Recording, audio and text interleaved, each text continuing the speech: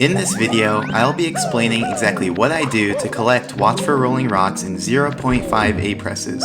But first, we need to clear something up, because every time I post a half A-press video, I get the same comments over and over asking what it means, even though I always have a whole paragraph in the description explaining it, which even starts with, if you're wondering what a half A-press is, read this before commenting to ask. But maybe what you guys need isn't a paragraph. Maybe you guys need an example. So, consider Wing Mario over the rainbow. Not even the whole star, just consider getting to that cannon platform, which is a necessary part of getting the star. So, how many A-presses does it take to get there? Well, if you say 0, that's wrong, because then Mario can't go far enough. If you say 1, well, it's true that Mario can get there with 1, but we can do a little better. We can do it in half an A-press. To do that, we start the level already holding A, and then we use that A-press to reach the platform. Now hold on, I know what you're thinking. An A-press is an A-press. You can't say it's only a half. Well, TJ, Henry, Yoshi, hear me out. An A-press actually has 3 parts to it. When A is pressed, when A is held, and when A is released. And together, this forms one complete A-press. Now, usually it's the pressing that's useful, because that's the only part that makes Mario jump. However, sometimes it's sufficient to just use the holding part, which allows Mario to do little kicks, to swim in water, to fall slowly while twirling, and to fall slowly with the wing cap. And as for the release, well, there's currently no cases where that's useful or important, so don't worry about that part. Now, if we map out the required A-presses for Wing Mario over the rainbow, it would look like this. We merely need to hold A to reach the cannon platform, we need to press A to launch from the first cannon, and we need to press A again to launch from the second cannon. So, how many A-presses is that total? Well, it appears to be 3, and if we were doing this star in isolation, then yeah, it would be 3. But, in a full game A-button challenge run, there are other A-presses that occur earlier in the run, such as this A-press needed to get into the course. So, if we take that A-press into consideration as well, then how many A-presses would it take? The naive answer would be 4, 1 to enter the course, and the 3 within the course that we established earlier. However, we can do better. We can actually do it in 3 by simply holding out the first A-press to be used for the half A-press, because the half A-press only required A to be held, not actually pressed. So in this fashion, Wing Mario over the rainbow only adds on an additional 2 A-presses to the run, since the first A-press just leeches off of a previous A-press. So to capture this phenomenon, we call it 2.5 A-presses. On a single star basis, you'd round that up to 3, but in a full game run, you'd round it down to 2. So, in conclusion, since that first A-press counts in some contexts, but adds no additional A-presses in other contexts, we refer to it as a half A-press. So, going back to the video, you can see that I start the level with the A button already held, as indicated in the bottom left corner. And so in the full game run, this A-press will just leech off of a previous one, and so it won't incur an additional A-press. Okay, glad that's explained. Now, what am I doing in the video? Here, I'm using a trick called scuttlebug transportation. You see, like most enemies, scuttlebugs have a home, which is just a point in 3D space, and they'll patrol a certain radius around that point. So, if Mario enters that radius, they'll lunge at him to attack. But, unlike most other enemies, a scuttlebug's home can change positions, because if a scuttlebug bumps into Mario, the scuttlebug's home will update to where the scuttlebug was when the collision occurred. So, by strategically luring the scuttlebug to the edge of its radius and bumping into it, we can effectively transport the scuttlebug and its home. So, that's what I'm doing here. Note that we can't actually transport a scuttlebug to outside of its native room. They actually get stuck at the door. So, if your dream was to bring all the scuttlebugs together for one big jamboree, I'm sorry, but it's not gonna happen. Also worth noting is that scuttlebugs will actually disappear if they walk into a wall while too far below their current home. So I do have to be careful to avoid that. It's pretty weird if you've never seen it before, but I'm pretty sure they did it so that if a scuttlebug jumps into a hole, it wouldn't just walk around down there. Anyway, I'm transporting the scuttlebug to the corner right below the Watch for Rolling Rocks star, because next I do a trick called scuttlebug raising, and here's how it works. On the left, I show a bird's eye view of the scene, and on the right, I show a view from the side. Now, when Mario leaves the Rolling Rocks room, the scuttlebug deactivates. That's because the room, and everything in it, are only active when Mario's in the room, or standing in a small region right outside the door, indicated here in yellow. So, if Mario isn't in the Rolling Rocks room or in the yellow region, then the room will be completely black, and everything in the room will be invisible and won't move. Conveniently, this allows us to raise the scuttlebug by performing the following steps. First, Mario enters the scuttlebug's radius. Although the scuttlebug is invisible and can't move around, it can still turn towards Mario and activate a lunge. Then, Mario leaves the radius and the scuttlebug returns to facing its home. Next, Mario enters the yellow region to activate the scuttlebug. The scuttlebug will perform the lunge that it started, but cleverly, we have Mario exit the yellow region right when the scuttlebug is at the peak of its trajectory, thereby deactivating it so it won't fall down. And finally, since the scuttlebug moved past its home, it turns around to face its home once more. Now, we've gotten all the height we could out of the scuttlebug's current lunge, but that's no problem, because we can just activate another lunge by repeating this procedure. Activate a lunge while the scuttlebug is deactivated, reactivate the scuttlebug just for the upwards portion of its trajectory, and then repeat. As simple as that. So that's what I do here, and I have a second screen to show it from the scuttlebug's perspective. Fortunately, the scuttlebug's radius isn't a sphere, but a cylinder that extends up and down infinitely. So really, no matter how high the scuttlebug gets, we can continue to enter its area to activate its lunges and move it upwards. There's no limit to how high we can raise it. Now, it's worth noting that I only activate the scuttlebug while I'm not inside its radius, so the scuttlebug will always lunge towards its home and not towards Mario. This causes the scuttlebug to effectively travel straight up above its home, but alternatively, I could have activated the scuttlebug while inside of its radius, and in that case, the scuttlebug would always lunge towards Mario instead of towards its home. So it would actually make its way towards the door and then travel straight up from there. That method's actually a little faster because we wouldn't have to wait for the scuttlebug to turn back towards its home before each activation. However, it wouldn't work for what we're doing because we need the scuttlebug to be right next to that corner. In fact, the top of that corner has a special property which we call a misalignment. Basically, in the game's code, there's a discrepancy between the way the game handles collision checking with floors versus walls. This results in a 1x1 unit area where Mario can get under the floor without being pushed away by the walls. And if Mario's less than 79 units under a floor, he'll snap right up onto it. So that'll be important later for getting up there. Anyway, now it's time to build up some speed, and I mean a lot of speed. So to get that speed, we're going to use a trick called hyperspeed walking, and here's how it works. You probably already know that there are some slopes in the game that are too steep to stand on. Mario just slides off of them. But, did you know that you actually can stand on these slopes if they're submerged in shallow water? In fact, the underwater portion of these slopes has a special property.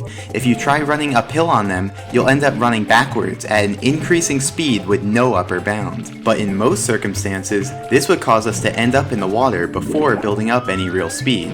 We can get a little more speed by running nearly parallel to the slope but ever so slightly uphill, but eventually the slope runs out, or we move too fast to round a corner. But there are some ways to have Mario walk while staying in place. For example, if there's a wall perpendicular to the slope, then we can use that. That allows Mario to build up quite a bit of speed before he breaks through. However, if the wall isn't perpendicular to the slope, then we end up sliding down into the water. That's because walls are really just rectangles that push Mario out perpendicularly. So, if Mario moves into a wall at an angle, the game will calculate his intended next position, then the wall will push that position out, and then Mario ends up having a net movement along the wall. So ultimately, he'll end up moving into the water. So, is all hope lost? Well, no, because Tyler Caney figured out that we could actually make use of the gate.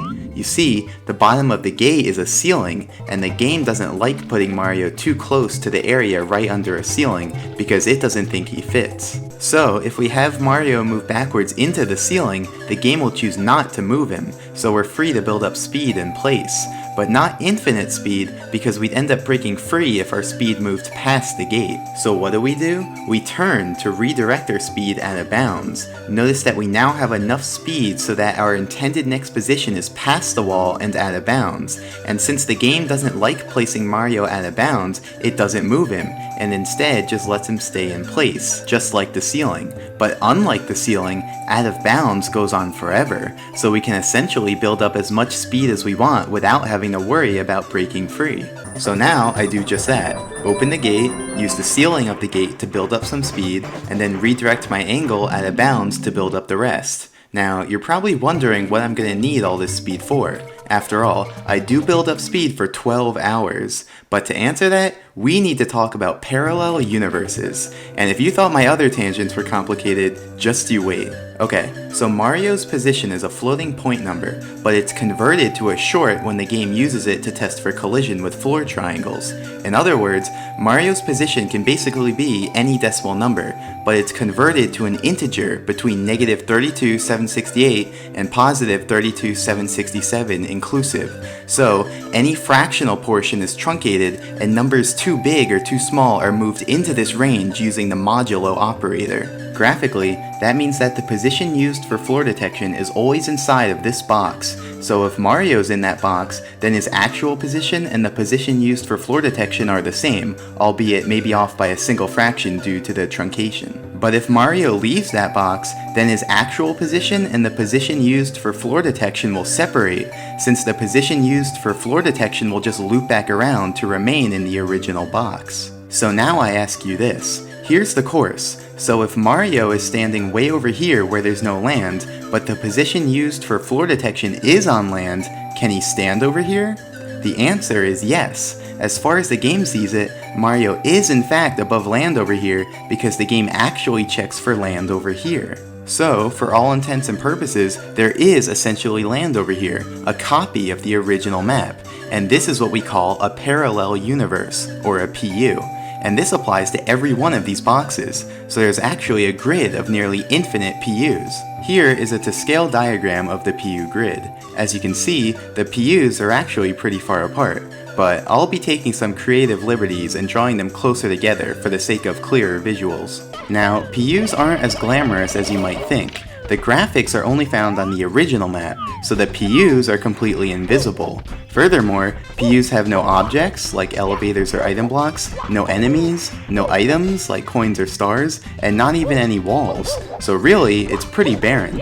Furthermore, the N64 console will actually crash if you go to a PU and let the camera follow you, but luckily, we can avoid that crash by fixing the camera in place on the original map before leaving it, though that does make it even harder to tell what's going on in the PUs. So, as you just saw, you can travel to a PU if you have enough speed, but it's not as simple as you might think. If you have just enough speed to reach the PU one over, it won't actually work. That's because the game actually checks if Mario is above land at each quarter step of his movement. That means the simplest PU movement is moving over 4 PUs at once. That way, each quarter step is above land and therefore valid. For simplicity, we call this quadruple PU distance 1 QPU. Now, up until this point, I've been glossing over a very important detail, which I now need to clear up. What if I told you the distance Mario moves isn't necessarily equal to his speed? For example, look how fast Mario moves at 31 speed on this flat slope, and now compare it to how fast he moves at the same speed on this steeper slope. In both cases, he has about the same speed, but clearly he's moving at different rates. That's because the distance Mario moves is only a portion of his actual speed, and this portion depends on the slope of the ground. The steeper the slope, the smaller this portion is. Note that it only depends on the steepness, not whether Mario's facing uphill, downhill, or sideways on the hill. In these visuals, blue will represent Mario's actual speed, and green will represent the portion of it that he moves, which we call Mario's de facto speed. So in these 3 pictures, Mario has the same speed, but he has different de facto speeds since he's standing on slopes with different steepnesses. So if we want to move 1 QPU, it's not sufficient to have QPU speed. We need QPU de facto speed, which often means our actual speed will need to be greater than 1 QPU to compensate. So to reiterate, we need to increase our speed until our de facto speed syncs up with 1 QPU, and the speed needed to do this is called the syncing speed. So in this diagram, the blue arrow represents the syncing speed. When we have that speed, the quarter steps of the de facto speed sync up with the PUs, and we can move. Now, what I'm showing here is just the lowest, or first syncing speed, aka the speed to move exactly 1 QPU. If we increase our speed, eventually our de facto speed would sync up again when it covers a distance of 2 QPU, and so we'd be able to move at that speed, which is 2 times as fast as before. So in general, any multiple of the lowest syncing speed is itself a syncing speed, and will cover multiple QPU at once. So remember, every slope has a different set of syncing speeds, and this can make routing tricky. For example, in the video where I do PU movement to reach the secret aquarium, I had to traverse several different slopes. First, this slope that I used for hyperspeed walking, then this slope at the edge of the water, then the flat ground of the castle foyer, then the castle stairs, which is really a steep ramp, and then the flat ground of the upstairs. And note that the stairs you see there are actual stairs and not a ramp, so they're just flat ground. Here is a graph showing the syncing speeds for each of these slopes, and so these are the speeds I need in order to have PU movement while standing on each of these slopes. Naturally, the steeper slopes have greater syncing speeds. Now keep in mind that I can only build up speed while I'm on the hyperspeed walking slope. Once I leave it, I can't generate any more speed, so my speed will only decrease from there. So to successfully perform this PU route, I better have generated enough speed to meet each slope's syncing speed in turn. For example, let's say I build up enough speed to reach the first possible syncing speed, and I use that to go to the next slope. Then I could let my speed drop until I reach this slope's syncing speed, go to the next slope, let my speed drop again until I reach this slope's syncing speed, go to the next slope, but then I have a bit of a problem. I have less than the required syncing speed and no way to gain any more. So is this route just impossible? Well no, because these are just these slopes' first syncing speeds, but remember, any multiple of these will work as well. So now let's factor in each slope's second syncing speed as well. These speeds allow Mario to move 2 QPU at once instead of 1. So now if I instead build up enough speed to reach the second syncing speed of that first slope, then I'll actually have enough speed to meet each syncing speed in turn and complete the route. And if that didn't work, we could have considered each slope's third syncing speed and so on until we did get it to work. However, which syncing speed we need to reach initially is kind of a big deal, because reaching that first syncing speed takes about 12 hours, and reaching that second syncing speed takes about 25 hours. So if there's a way to use a lower syncing speed initially, then that's a 12-hour save. So, how much speed will we need to generate for the Watch for Rolling Rocks star?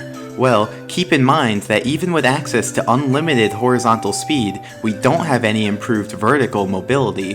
So to get to the top of the course, we need to travel up slopes and ride up elevators. So this will be the basic route. Start on the hyperspeed walking slope, navigate along the path up from the lake, ride up this elevator, ride up this other elevator, make our way onto the amazing emergency exit platform, which is the highest point we can reach, and then launch to the Watch for Rolling Rocks platform.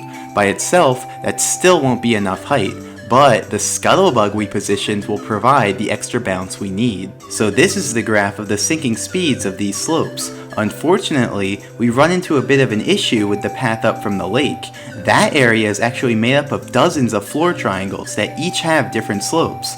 But that didn't stop me. After careful observation and scrutiny, I isolated 6 triangles which I named T1 through T6. These triangles have strictly decreasing steepnesses, so we can meet each of their syncing speeds in turn. Additionally, their heights span the entire vertical distance we need to cover to go from bottom to top, without leaving any gaps in between. So, by using the slopes of those 6 triangles, we can complete the blueprint for our route, allowing us to utilize the first syncing speed of that initial slope, so building up speed only takes 12 hours instead of 25. Now, we're almost ready to go back to the video, but there's just some final points I want to make. For example, you don't need to have exactly the syncing speed to traverse PUs. If you have slightly less than the syncing speed, you'll move relatively forwards in the map. If you have slightly more than the sinking speed, you'll move relatively backwards in the map. And the further you deviate from the sinking speed, the greater this relative movement will be. Additionally, if you adjust your angle slightly away from the cardinal direction, you can move relatively sideways. But keep in mind that even the smallest possible angle deviation will be magnified over the QPU distance, and thus, Mario will be sent multiple feet to the side. Now, based off what I've told you, you might think you can only travel multiples of 4 PUs at a time, but that's not actually true. For example, if one of your quarter steps is out of bounds or over a ceiling, then that quarter step will be invalid, and since Mario moves up to but not including the first invalid quarter step, he can in fact end up stopping prematurely at one of the quarter steps. Separately, if you change slopes during a quarter step, your de facto speed will change and you'll alter the distance of the next quarter step, and so most likely it will no longer sync up with a PU and you'll end up stopping on the new slope. Finally, for simplicity, the set of PUs that are multiples of 4 away we call the QPU grid, and if Mario's on the QPU grid, then we say he's QPU aligned. Remember, moving a multiple of 4 PUs is easy, but moving a different amount requires special conditions like out of bounds or changing slopes. So, if you're QPU aligned, it's easy to stay that way, and if you're QPU misaligned, it's easy to stay that way as well. Now, if you become QPU misaligned, you'll need to correct that in order to return to the main map. But that can be difficult if you're not near out of bounds and your sequence of slope changes is predetermined. So, managing your QPU alignment is one of the many challenges of planning a PU route. Okay, so now we're finally ready to resume the main video and watch the PU movement. Just kidding, first I need to explain what these screens are. These extra screens will help you follow along during the PU movement. The standard view is just the view that the game shows, but since I fixed the camera on the main map to prevent the game from crashing, this screen won't tell you very much. The relative view shows where I am in each PU. This is what it would look like if I let the camera follow Mario around, and if PUs weren't invisible. The relative map also shows where I am in each PU, but from an overhead perspective. And finally, the PU map shows where I am in the PU grid. Okay, so now let's really start. So, as I explained earlier, I navigate up the path from the lake using the 6 triangles I isolated, and I've marked them in the relative map so you can follow along. So basically, I get onto a triangle, let my speed drop until I'm around the sinking speed for that triangle slope, then navigate uphill on the triangle, and then move to the next triangle. Using what I taught you, you should be able to follow along with my movement. For example, I'm able to move relatively backwards because I have slightly more than the sinking speed. Whenever I move sideways, it's because I'm slightly angled away from the cardinal direction. And every time I move from triangle to triangle, my QPU alignment changes. But cleverly, I planned it in such a way that they'd all cancel out by the end and I'd end up QPU aligned. So right now, I'm on the 6th triangle, so I do a little zigzag to bring me back towards the main map, as you can see on the PU map screen. Remember, I need to return to the main map in order to access the elevator, since there are no objects in PUs. As you may have noticed right there, the elevator didn't register me until I started kicking, and that's actually the reason why I've been holding A this entire time. By holding A, I can press B to do these little kicks. Without these kicks, I go through the elevator, but with the kicks, I can ride it up to gain precious height. Okay, so now we're closing in on the end. The final movement I do will be a kick onto the amazing emergency exit platform, then turn and launch myself towards the scuttlebug. That movement will bring me 10 PU to the right and 3 PU down, but since I want to end up on the main map, I reverse that displacement and so position myself 3 PU up and 10 PU left. While doing that, I simultaneously position myself in the correct relative part of the map to make the movement work. Okay, now don't blink. And there we go. By bouncing on the scuttlebug and ground pounding in the misalignment, I achieved just enough height to get onto the Rolling Rocks platform. Here, I show an abridged version of the scuttlebug raising, in case earlier's viewing was too choppy to follow. As you can see, the scuttlebug moves back and forth above its home. At the end, you can see I do 2 special raisings purely to move him sideways and closer to the corner, since he ended up being too far away for the bounce to work. And here I show an alternate angle of the final PU movement. The scuttlebug actually became active once I entered the PU version of this room, so I really only had a handful of frames to get over here before he fell too far. And there you have it. Watch for rolling rocks done in 0.5 A presses. Man, I did not expect this video to become 25 minutes long when I started commentating, but I guess there was just that much to explain. Hopefully, you were able to follow along with my explanations and visuals, learn something new, and had an enjoyable experience. So, thanks for watching.